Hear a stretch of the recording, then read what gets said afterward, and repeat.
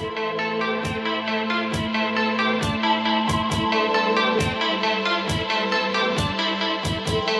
we get started, everyone take out your smartphones or your cell phones and please turn them off or put them on vibrate. And I'm Buzz Park, I am the MC, and the first thing we're going to do is say the Pledge of Allegiance, and I'd like to invite our board member, Steve Little, to come up and lead us in the Pledge of Allegiance. Place your right hand over your heart. Ready, begin. I pledge allegiance to the flag of the United States of America and to the republic for which it stands, one nation, under God, indivisible, with liberty and justice for all. Thank you. You may be seated. All right, welcome everybody. We have a great program for you this morning. I want to extend a special thanks to Brian Calle, who's our special speaker today. He's the publisher and CEO of LA Weekly. Let's give him a round of applause. And also want to say thank you to Kat Wendling, who is the West LA branch chief here for the LAPD. We get so rowdy here in these business meetings that we do have to have law enforcement presence here. But anyway, thank you, Kat Wendling, for coming. As always. All right, so very quickly, let's start with some announcements. If you want to know what's going on in West Los Angeles, especially with the Chamber and the business community, the best place to go is westlachamber.org, or just Google West Los Angeles Chamber. We have some upcoming events that I want to make sure that you are aware of, and feel free to take out your phones and look at this on the website. So we have our mixer is going to be in conjunction with Earl over at Ferrofino Interiors and Budget Blinds. He is doing a fundraising event on Thursday, May 10th, that's next Thursday, at Ferrofino Interiors on Sepulveda Boulevard from 5:30 to 7:30. We call it the Sprixer. He does this every year. And a spring mixer, Sprixer, get it? Okay. It's going to celebrate and raise funds for the 5K walk for veterans that we do with New Directions for veterans, and also Bring Shoes, because he also supports Shoes for Homeless, which is another charity that we're going to be supporting. So thank you, Earl, for doing that. And also the next day, May 11th, we have networking at noon. I'm not sure where it's going to be. We have it on, it's listed as Delphi, but I'm not sure if that's a placeholder or not. But make sure you check out the website for our networking at noon, which is Friday, May 11th at noon. So we are the West Los Angeles Chamber of Commerce. We have a mission here. Our mission is to enhance business opportunities in West LA through referral, advocacy, and education. Those are the three pillars that we base everything that we do on. So referral, we have multiple opportunities during the course of a month for business owners to get together and share stories and network, share, exchange cards, etc.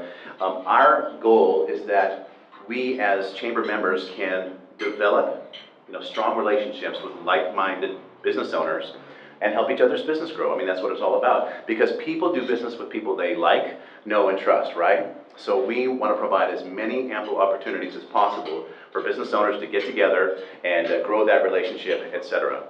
Let me see a show of hands for our chamber members. Who has done business with a fellow chamber member or has received a referral that's led to business from a fellow chamber member?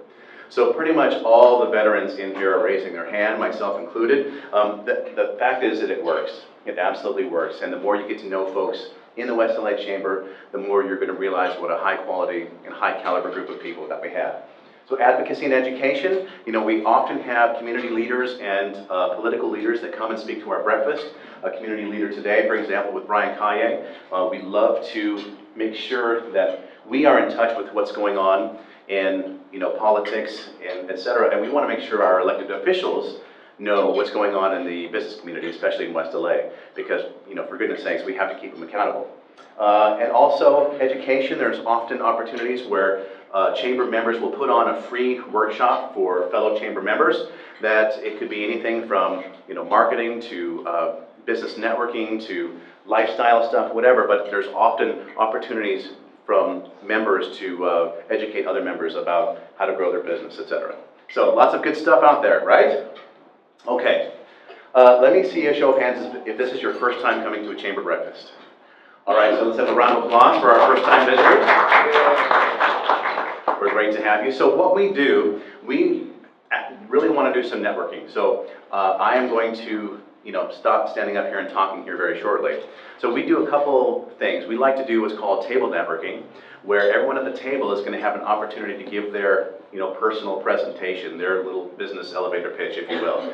And then towards the end of the program, everyone is actually going to stand up and tell us who they are in case they didn't get a chance to see somebody else at one of the tables.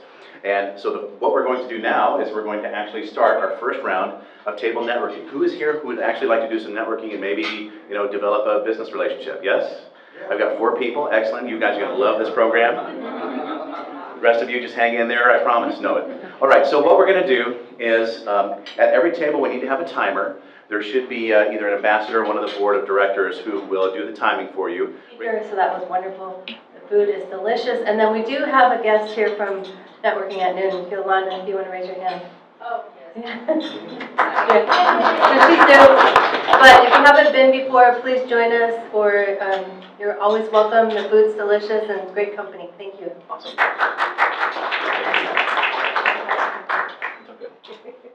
Okay, and I also want to introduce our board of directors.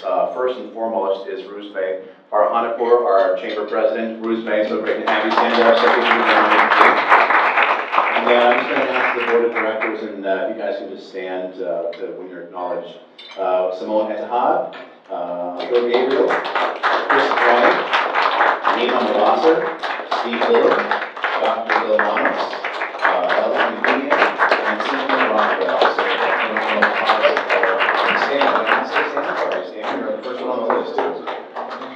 So great job. So the board of directors, their job is to make sure the direction of the chamber is going in the right direction, and to make sure that the people that we bring in are relevant, and to make sure that the chamber is serving the membership, providing opportunities for businesses to grow and relationships to develop. So that's really our whole goal, and we appreciate the hard work that you guys do. Thank you. All right, so what we're going to do now is we're going to do another round of table networking.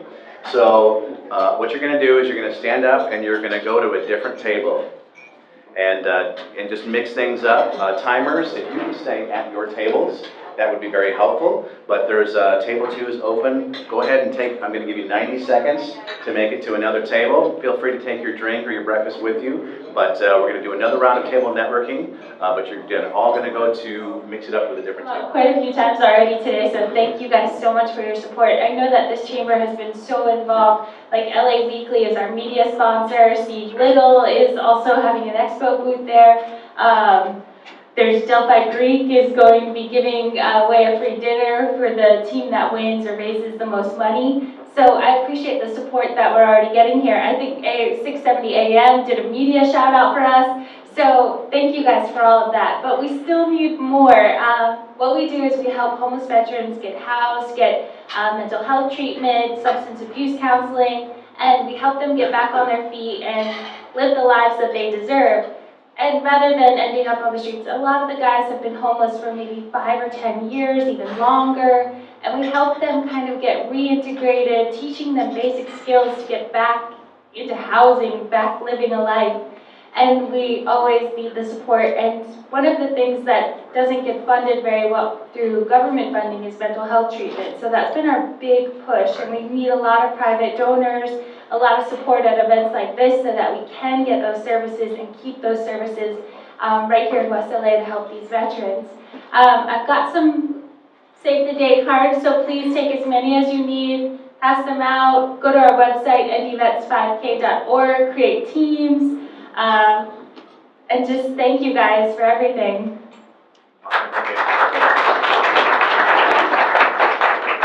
Thank you, Angela. Okay, so what we're going to do now, before we bring up Brian to chat with us, is everyone's going to get a chance to stand up and just say your name and your company name. And this is literally like 10 seconds, so not any big, long paragraphs about what you do. And I'm actually going to start over here with the reserved table and let you guys go first. Good morning, Ruzbeh Farhanapur. I'm owner of the Delphi Greek Catering and Restaurant and on the Westwood Boulevard, and I serve in Calle, LA County for the catering services.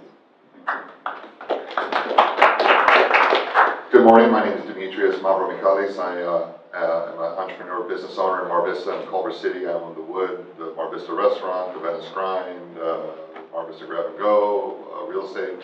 I'm here to meet everybody and start networking and bring some support to our neighborhood. Good morning, I'm Jimmy Del Shell, former mayor of Beverly Hills. Now I'm working as a businessman and helping communities and nonprofit organizations to raise funds for people that are in addictions and work with that most of my time. Thank you. Hi, I'm Brian Wendling. I'm the Patrol Commanding Officer for West Los Angeles. I have all the uniformed patrol officers that you see all around the area here. They come and work for me. Good morning, I'm Stan Scott, Pierce Brothers Westwood Village Memorial Park and Mortuary. Come visit.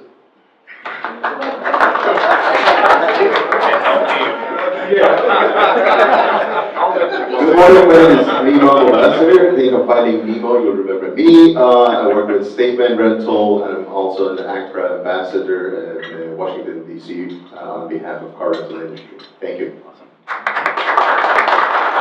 Good morning, Chris Gray with Moss & Company. We're the largest regional property management firm with 12,000 apartments under management.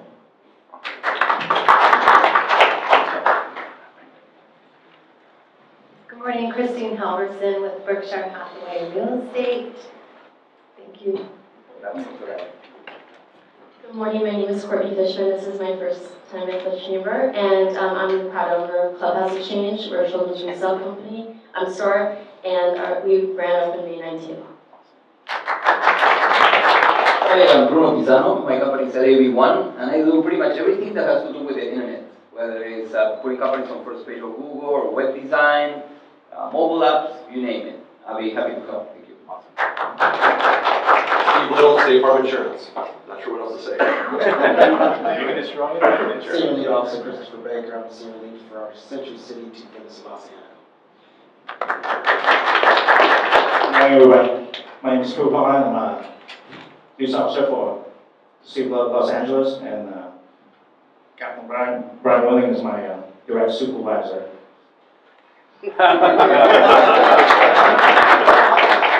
Good morning, everybody. Brian Brown, U.S. Bank in Brentwood. Sorry. We're perfect for you and your clients. I have no problem coming to you and getting stuff done if we got to do that. So I got a great staff, but I'll personally come to you and your customers if you need me to. Good morning, I'm Peter Buying Mortgage Broker with Happy Tech Lending for 18 years. We're in a corner of Ocean and La Cienega, currently lending in 32 states. Thank you. Bye. Angela Peterson with your Directions for Veterans. I just have to say with Officer Hall, you know, last month Jimmy was here and he said something about the future chief of police and he's not here anymore. So I just want to point that out. Pleasant morning, everybody. Simone Etihad. I've been practicing law for the past 22 years. Majority of my cases are personal injury. My philosophy, both in life and practice of life, is to leave you better than I found you. So if you have anybody that needs any civil litigation, personal injury, let me know. Paul Sanchez, LA Weekly. LA Weekly is the #1 alternative paper in the country, and we can help you, help your customers find you in print and digital. Awesome. Good morning, my name is Rachel Lowenthal, and I'm the Community Relations Liaison for Hillside Memorial Park, your luxury Jewish and interfaith cemetery and mortuary here on the west side. Thank you. Good morning, my name is Esther Ting. I'm traditional Chinese medicine. Chinese medicine fixed source. Why cause being sick? It's emotion. Number one is emotion. Why? Emotion related your organ. So be happy, don't worry, fear not. You will be healthy. Good morning, everyone. My name is Kat from 670 AM Radio Iran. I'm the digital coordinator, so if you have any digital or radio advertising needs, I would be the one to talk to.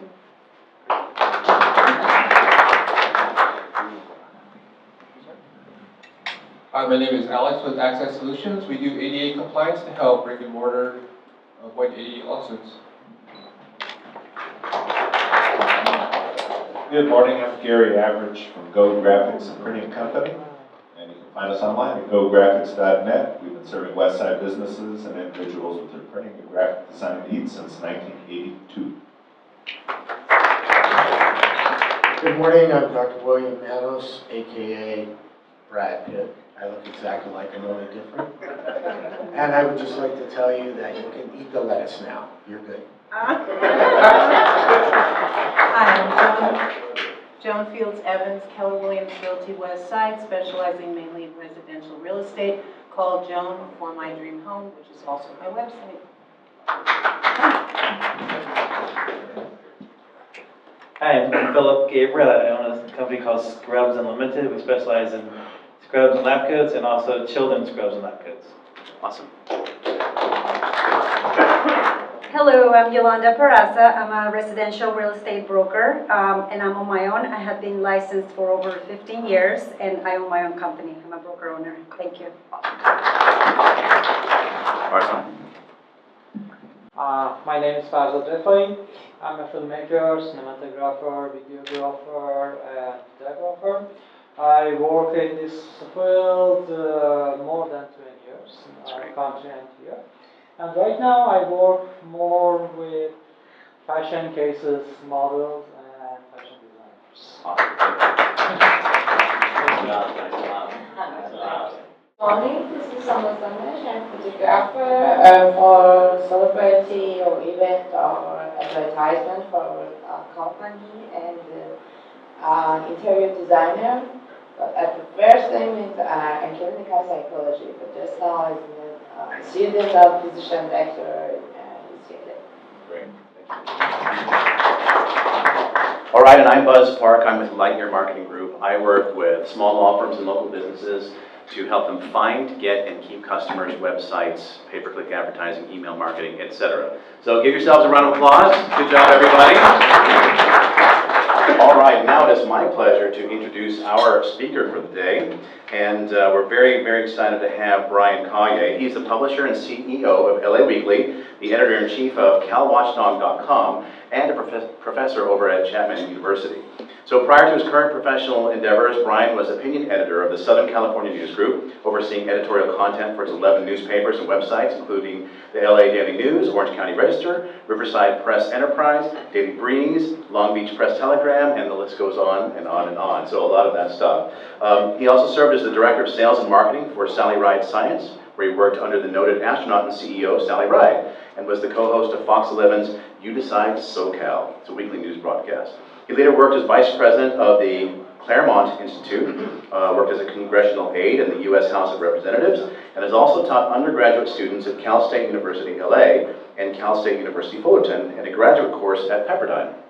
Brian holds bachelor's and master's degrees in communications, political science from USC and Cal State Los Angeles, respectively. And he is an emeritus member of the Board of Governors for the University of Southern California. Let's have a warm West LA welcome for Brian Calle. Oh, I can just hold it. Thank you very much, Buzz. Hi, everybody. How's it going? Good. Good. Thank you very much for having me. Super excited to be here. Have to thank Bruce Bay because I do whatever he says, first of all. But I appreciate Bruce Bay being a friend and a supporter and an advocate for the LA Weekly and all that you do. I feel like you're on every board in Los Angeles because every time I go into a room, you're there. So I know that a lot of people come to chamber breakfasts or lunches and they talk at you for a long time. I'm not going to do that today. I'd rather answer your questions and really feel what's on your mind. Happy to talk about whatever's going on in LA, in the business community, also in the media landscape. I'll give you a couple of observations on my part. Obviously, journalism is critical to local communities. It's critical to our state, and it's critical to our nation. And as you know, journalism in this country is at a crisis moment. It's at a crisis in the sense that people at a record number don't trust media as much as they used to. As many of you probably read, a Pew Institute study said that 53% of Americans no longer trust newspapers. 53% of Americans.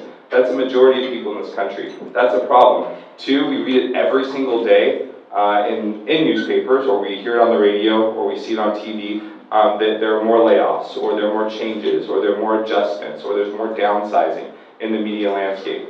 And even the LA Weekly has not been absent from that conversation, obviously.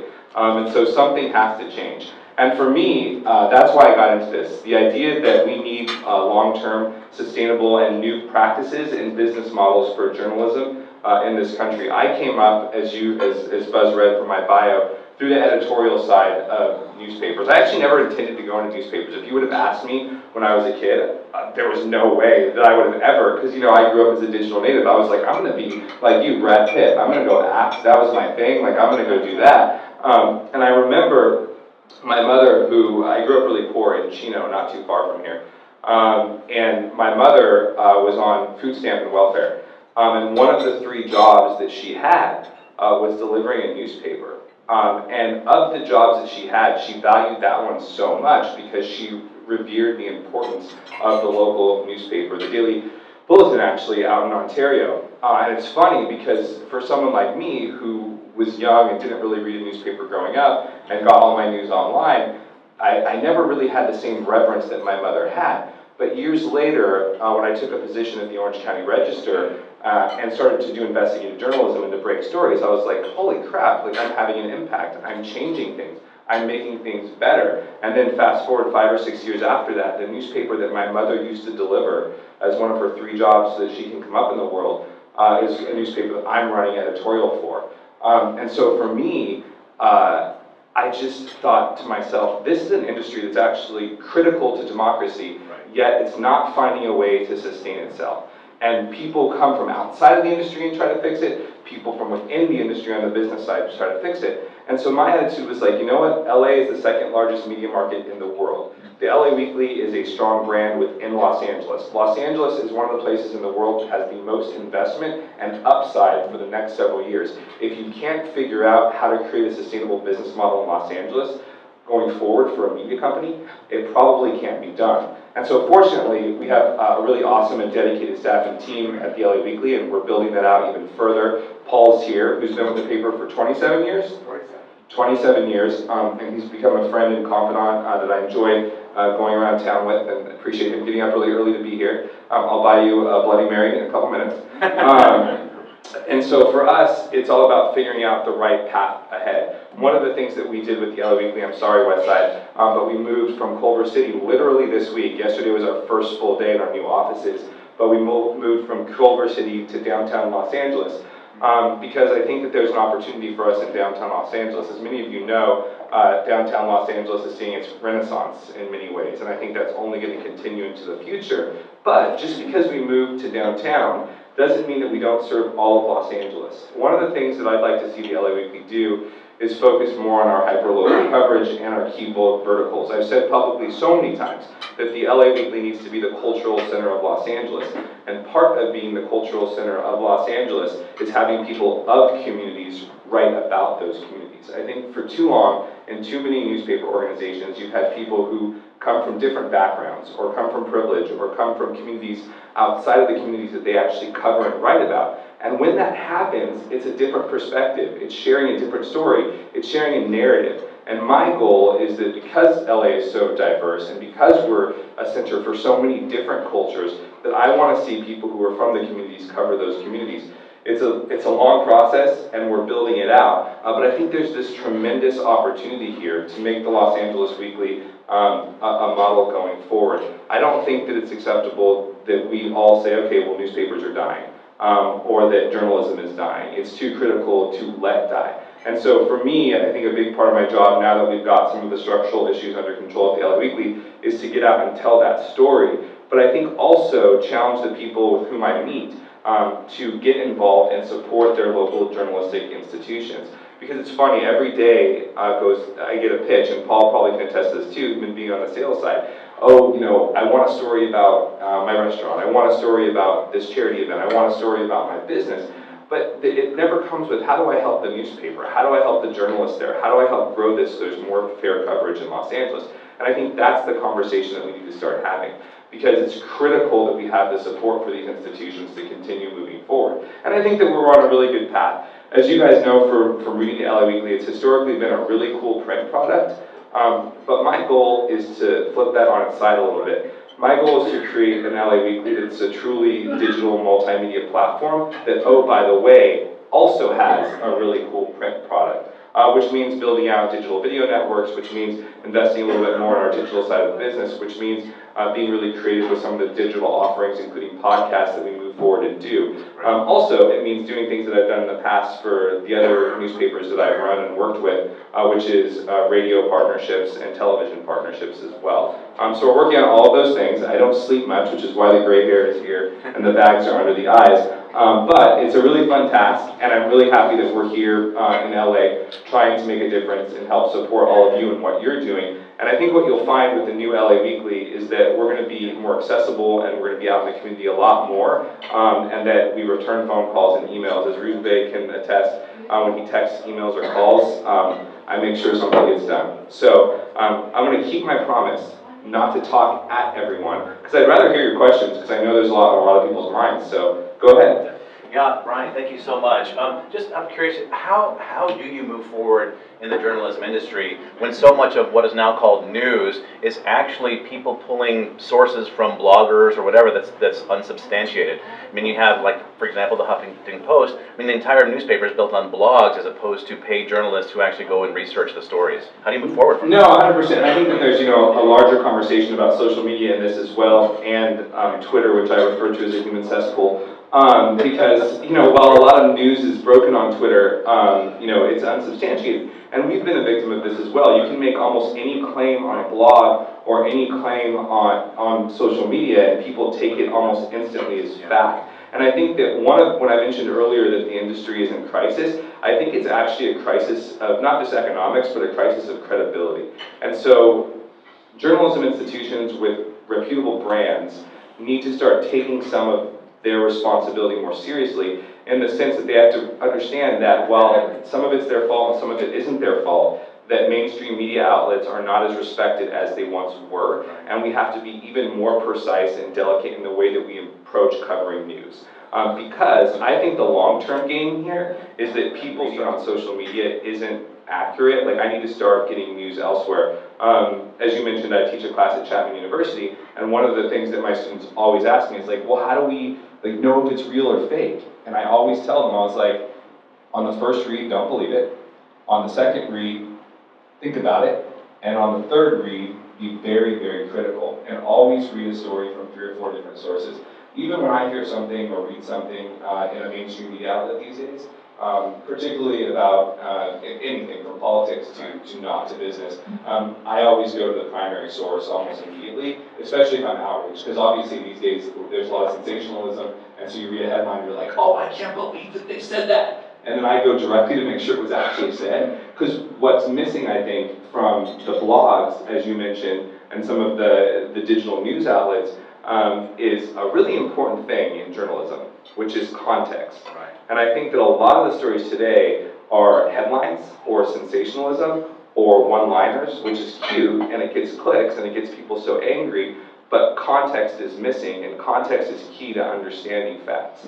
And so that's a much more difficult thing to fix. I personally believe that we need to see more narrative-free news, is how I term it, which is this idea of just the facts, the who, what, when, where, why, and how, without all the other fluff around it in a digestible format. And I think we need more of that, because one of the challenges I'm seeing from my students and people coming into the profession for the last several years is that most students coming out of J school, journalism school, they want to write opinion. Like, they have an agenda, they have a perspective, and they want to write about opinion. And my attitude is like, why don't you be a reporter first and just report facts?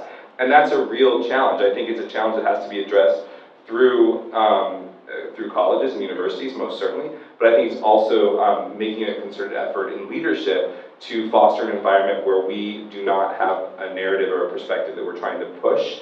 We're trying to push the news. Obviously, the LA Weekly is a little bit different, but I think that we can strike a balance of the flavor of the Alt Weekly, which we should continue that legacy, but also provide news that has no narrative associated with it as well. You mentioned that you're going more toward digital, but in my demographics, we still like to read the physical. But I used to be able to get them, like I was going to have lunch in the village or doctor's office, I used to be able to get the weekly, the hard copy. Now I can't find it anywhere in the village. So so I just don't read it, because I don't have the time or the eyesight to be able to read on my phone. Sure. So I just Yeah, wonder- we have 60,000 copies disseminated through LA. I would be lying to you if I said I was an expert on every area that they're in. Paul might know better where we're closest to you that you can get them. But we have no plans to get rid of the print product. In fact, we just upgraded our paper stock to make the paper even better, I think. And actually the colors are popping even more. I mean, this is me being a dork a little bit. But like one of the things that is most special and I think a differentiating factor for the LA Weekly is the fact that its design elements and its art are so much better than anyone else in Los Angeles. And so for me, it was like, how do we create a paper that really allows those design elements to pop when people pass them? And I think that we're achieving that, but I'll Paul comes to us afterwards, and I'll find out where the closest box is for you to pick up an LA Weekly.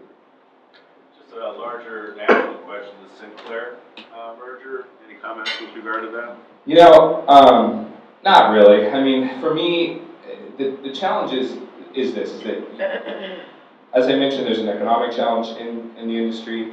I think that there's obviously a credibility crisis in the industry. But then also one of the bigger challenges is the conglomeration, I suppose, of media outlets, where the only way to make them quote unquote sustainable or workable or profitable in most cases is to buy them up and package them together and achieve synergies.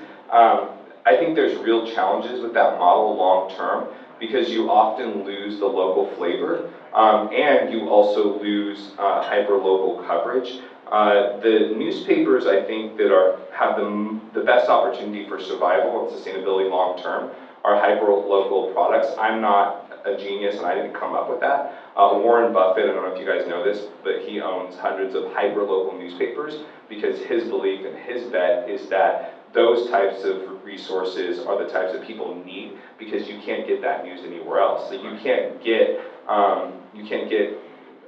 in Orange County, for example, there's only 2 real newspapers. There's the Orange County Register and there's the OC Weekly, right? Orange County doesn't have its own television station. Orange County doesn't have its own radio station. So if you want hyperlocal news, you go to those hyperlocal news sources. The challenge is now those are owned by national conglomerates, and I say that with all due respect, having been an employee of that company for a very long time and love it and revere it. The challenge becomes that the consumers, the readers in the local community start to say, if everything's AP, if everything's Associated Press, if everything's wire service, if everything's state and national, what do I really need this product anymore? I want to know about our local schools. I want to know what's going on in my community. I want to know about the local art scene, et cetera, et cetera. And so I think that when you see these larger conglomerates buy up properties, it's definitely concerning. And that's, that doesn't even take into consideration the political implications of what's going on at Sinclair. The challenge, I think, is, and I think that hopefully we're at a bright line or watershed moment in this country, is that this idea that newspapers are purchased for ideological purposes and should be used as an ideological weapon for a particular political cause. That's really dangerous and it's really bad. It's even worse when it's actually true, but what ends up happening is we further perpetuate what I call perspective segregation, where if you're a progressive, you watch MSNBC and maybe you read liberal blogs, and if you're a conservative, you watch Fox News and read conservative blogs. And that's really bad for society long term, because what that means is that you never know what the best arguments of the other side are. You're never talking to other people. In my whole life, when I had my show on Fox 11, my radio show, and I was running editorial for the 11 newspapers, I was heavily involved in politics, and I gave probably the presidential election year, I gave probably 60 speeches that year around the country. To large audiences, and I was doing like a social experiment, and I literally would like poll the audience, and some were progressive audiences, some were conservative audiences, some were Democratic audiences, some were Republican audiences, and I always polled the audience. What's your news source? What are your primary news sources? Who do you think is going to win the election? What do you believe on this issue? And it was fascinating because it was exactly as you would predict it in this room, which is if it was a progressive audience, they watched MSNBC, they read certain publications. If it was a conservative audience, they watched Fox News and they read conservative publications. and their beliefs of actual facts were completely different.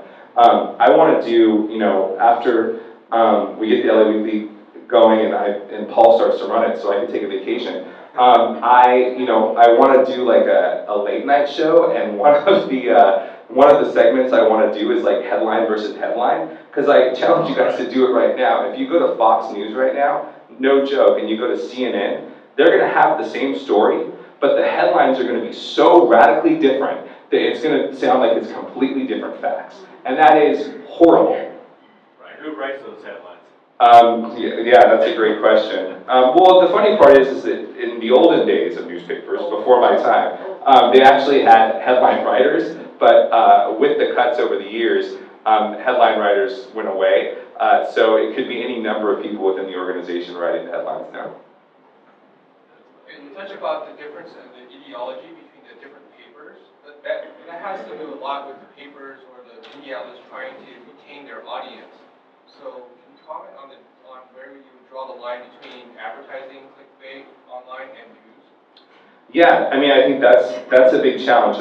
I don't like the model of trying to appease the lowest common denominator. I'm just not into it. I think that trying to appease one audience because of political ideology or confirmation bias is not healthy for the country. It's not healthy for local communities. It's not healthy long term. It can be very profitable, very, very profitable.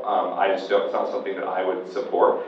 And I think that one of the strategies you're seeing with digital outlets is the strategy of being completely outrageous with the headlines that they write. And it's really frustrating to me because I go out of my way to not click on clickbait, but there are just certain times where I'm so incensed by something. It happened this morning, I can't remember what it was, and I was like, that can't be true. And then you read the whole story and you're like, okay, that's just them trying to get me to click on it. But I think that journalism institutions are doing a disservice when they conduct themselves in that way. And it's probably why, to your question, that they get lumped in with the blogs and there's a credibility crisis, because when you start behaving like the blogs, then you're thought to be like the blogs, which means that are you really reporting the news or not?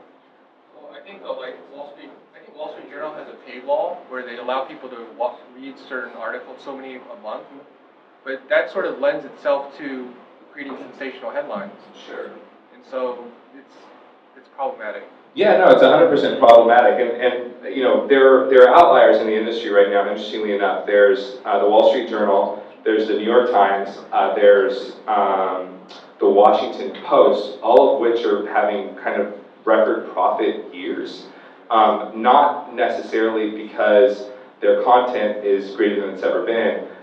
It's more because people are more interested in politics probably than ever before. And they need a full-time IV drip of the latest episode of The Apprentice, which the New York Times and Washington Post and Wall Street Journal are broadcasting 24/7. Right.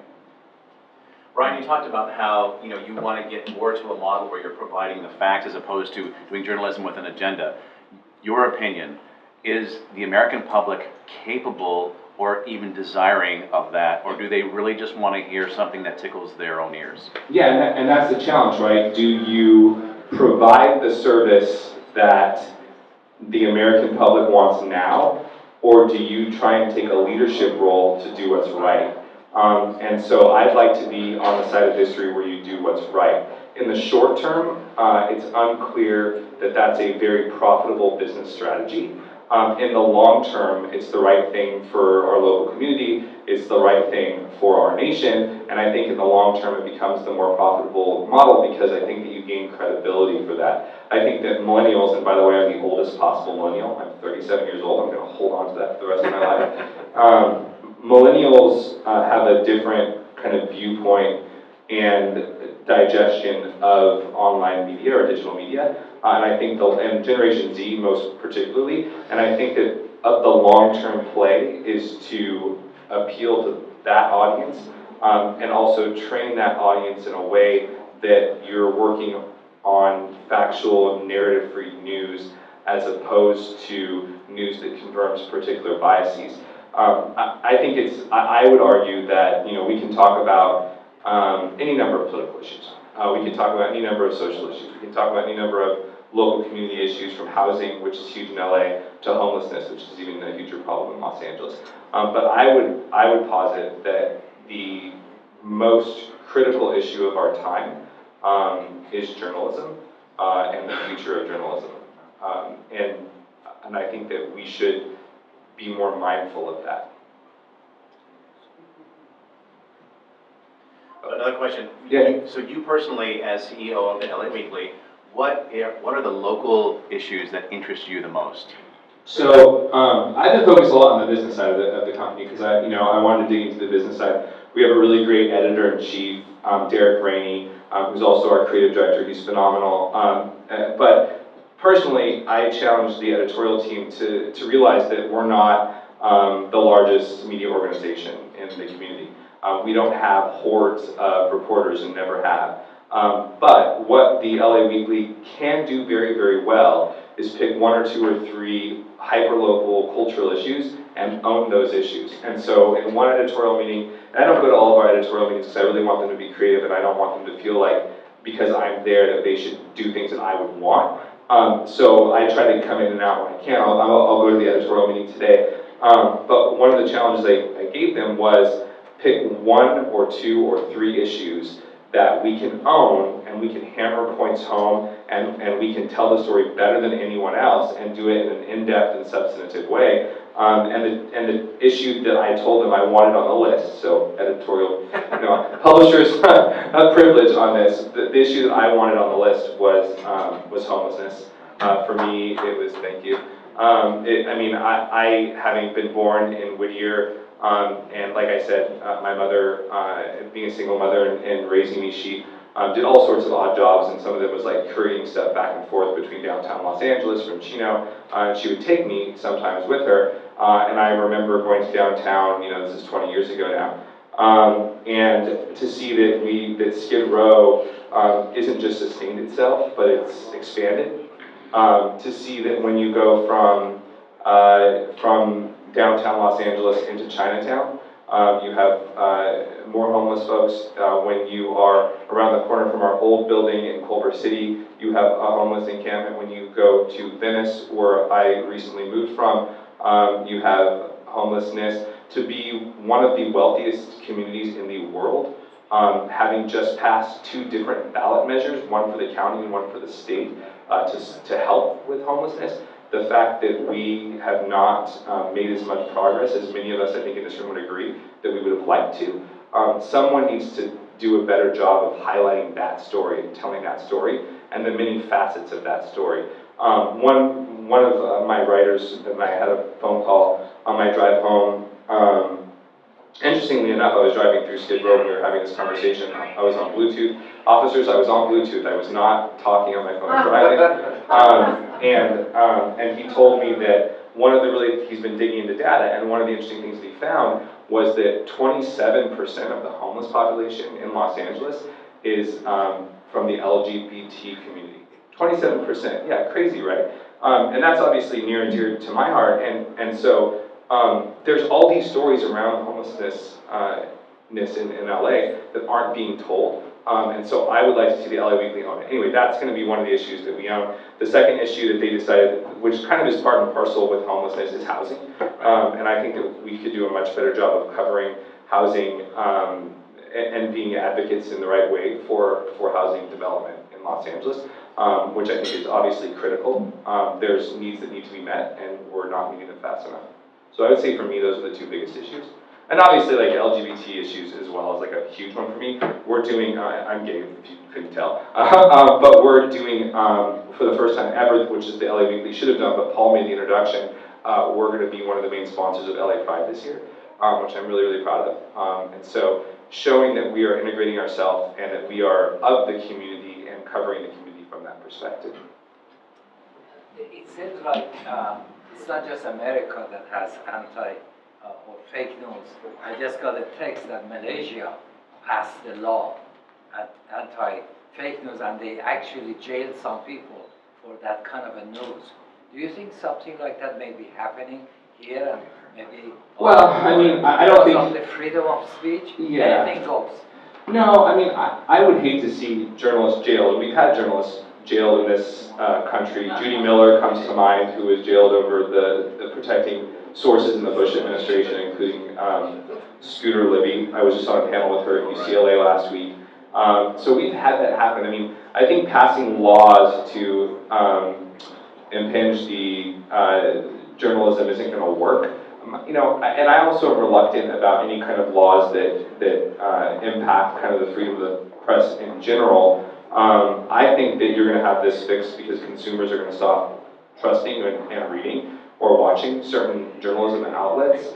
I also think, and I said this to a student at UCLA who didn't like it very much, but he said, well, how is it, isn't it their fault that they're doing this? And I was like, sure, it's their fault, but the reason they're doing it is because you're clicking on it. And I said, so if you stop reading it, they have to stop producing it.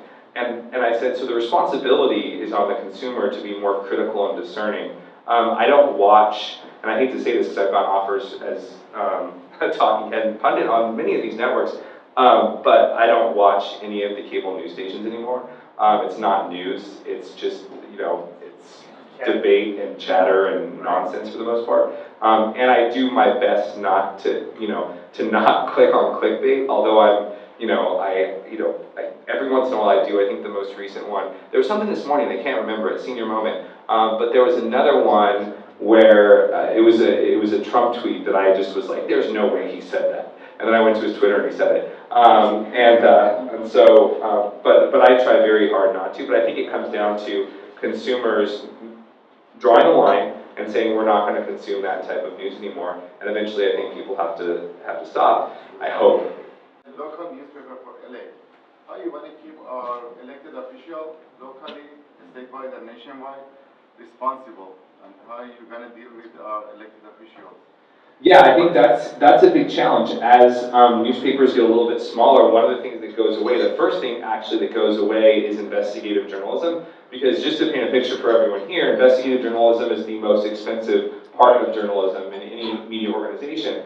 Because for context, you have like someone who's doing a news blog, right? And they're putting out 5 stories a day, like, just about whatever issues and turning out content. And then you have an investigative journalist who maybe puts out 3 stories a year because they're doing deep investigative content. Oftentimes people who are looking at spreadsheets and the cost to a company say, this person's really productive, this person isn't as productive. Though the quality of work is so critical over here, but almost every single journalism institution gets rid of the investigative journalists first. I'd be lying to you if I said that the LA Weekly was going to be able to invest in and hire a bunch of investigative journalists. That would just be a lie, and I'm not that type of person.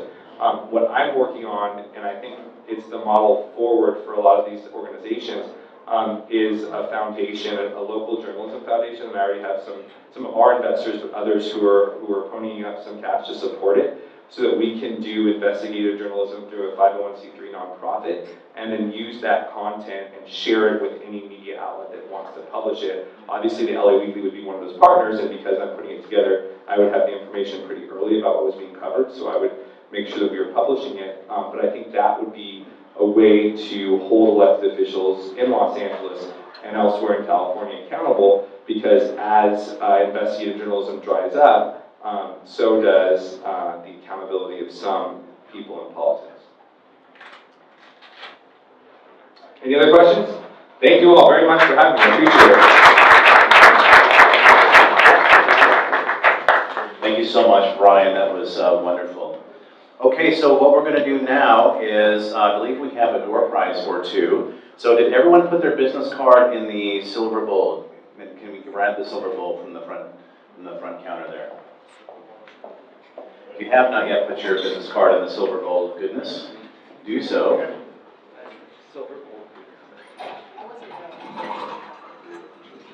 I would call it the silver chalice of love, but it's really more of a bowl, so. Okay, boss.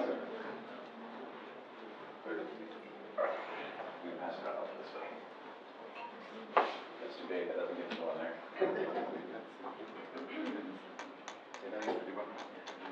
Oh, thank you. I need to know the time when it is. All right, anybody else? Sure. Going once, going twice? Yolanda, you can put somebody else's card in there if you want to. I can find mine, thank you. All right.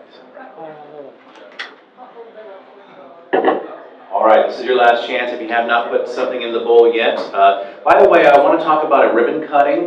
We are going to do a ribbon cutting for Clubhouse Exchange, and it is going to be Saturday, May 19th from 2 to 5 p.m. The address is 10590 West Pico Boulevard. If it's not on the website now, it will be very shortly. We'll make sure that but it is a West LA Chamber sponsored ribbon cutting for this new member, and we're very excited to have you and to be able to support that. Anyone else for this? Okay, so I know we have at least one door prize. Steve, you want to come on up here? Bruce Bay, do we have any other door prizes besides the gift card from Steve? Okay. Did you already put in like 3 or 4 cards? All right, what is this for, Steve, before you pull it out? This is a $25 Visa gift card, just like cash. Does not have to be used for insurance. That was a joke. $25 off your insurance quote. Yeah. $25 Visa card, spend wherever you want. Steve's tagline is if you can destroy it, he can insure it, but that's not true. If your heart or reputation is destroyed, he can't insure that. Should I put that back in? Yeah, put that back in. Okay. That's all right. It's too much of a shield. My card actually got chosen for the first time in 2 years. Chosen. He slipped into my hand, I swear. Besides, I want the free dinner from Bruce Bay. All right, Simone at the Hod. All right. My search for the folded card. Look what happens when you come and He get the card. insures everything that I got, so. All right, and so $25. we're gonna, Bruce Bay, why don't you come over here? Actually, no, he's talking. Steve, why don't you stay up here and pull up for Bruce Bay for it? This is for a, hey, Bruce Bay, this is for a $25 gift certificate to Delphi Greek Cafe. $25. Just, now you can pull my card. Wait. Sorry. Rachel Lowenthal. All right, Rachel. So Rachel just touched bases with Bruce Bay, and he'll get you like a little certificate or an email or whatever. So, all right. Am I forgetting anything else? Ambassadors and fellow board members, going once, going twice. All right. I like to end with a quote, and I don't know if you guys have seen the previews, but there's a movie coming out about Fred Rogers. I think it's called "Won't You Be My Neighbor." So I thought I'd pick a quote from Fred Rogers. Oh, I do have one more announcement. I almost forgot. I can't believe Bruce Bay. So this will be the last week that we are in the Olympic collection. This is going to be the last month that we are in the Olympic collection. I'm very excited to announce that we have a new venue partner. From now, next month and moving forward, we are going to be meeting at the Rancho Park Golf Clubhouse. So round of applause, first of all, for Rancho Park. They have a great room. We're going to be there moving forward. So just remember that this is the last meeting that we will be having here at the Olympic Collection. We'll make sure that the website is updated, and we'll also put out an email to all of our membership. So make sure you check your inboxes for that announcement. But we're very excited about this new partnership with Rancho Park. It's going to be great, and lots of free parking that early in the morning. It's very easily accessible. It's in the heart of West LA. So it's on Pico Boulevard, basically near Beverly Glen. But keep in mind, if you don't know where it is, just look on the website and we'll have the address and everything like that. But we're very, very excited to announce the new venue. I am so glad I remembered to tell you that. Because We will miss the great service here. yeah, so I do want to say, Ricardo, come on up here. We just, we've been so blessed to have you be kind of our main guy, and we're going to miss you very much. But just a big round of applause for Ricardo.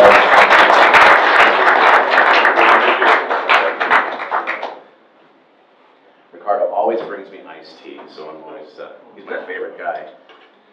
All right, so Fred Rogers quote, often when you think you're at the end of something, you're at the beginning of something else. So whatever it is, go out and start something new, and we will see you next week. West Los Angeles, thank you.